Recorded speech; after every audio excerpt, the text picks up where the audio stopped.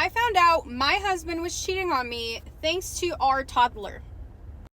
I have been married to my husband for 6 years. We have a son who is now 4 years old, and I cannot tell you that saying how kids are just like sponges, they just absorb everything, that in fact is very, very true. We take my son to daycare because my husband and I both work full-time jobs.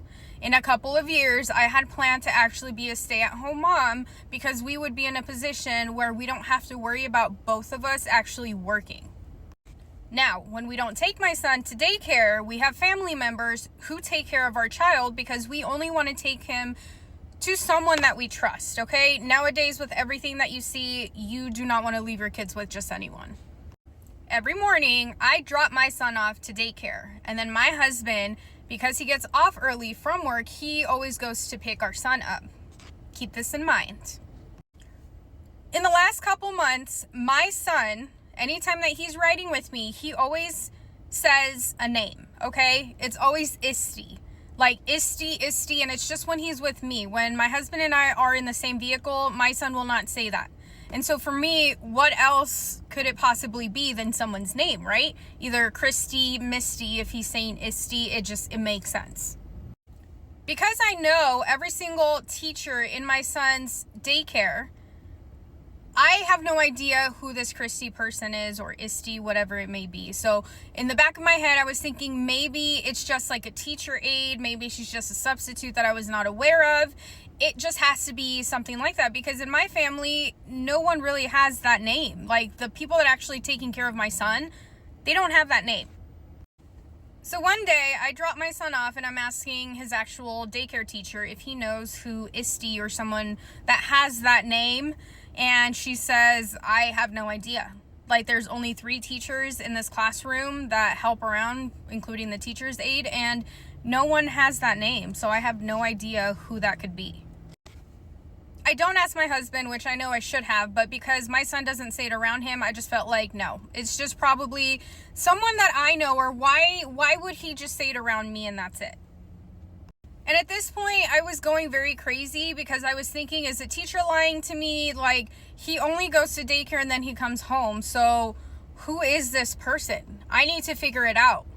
And so what I ended up doing was one day I dropped him off, and instead of going to work, I called into work and I just waited outside the parking lot. Yes, I know that's kind of creepy, but this is my baby, okay?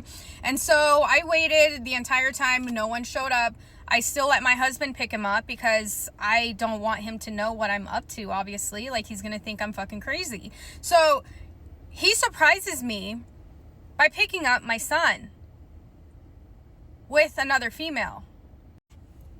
I have no idea who this female is. They both get out of the vehicle to go get my son from the line, from the teacher. So the teacher knew that there was a female that was going with my husband to pick up our son, but she couldn't tell me that. Whatever. That's not her job. I understand. I'm just a little crazy at that time. And so that's what I was thinking. And so then I decided not to say anything. I need to make sure that I have all the information before I confront him and before I say anything. Okay? Maybe this woman or lady, whatever, she doesn't know about me. Maybe.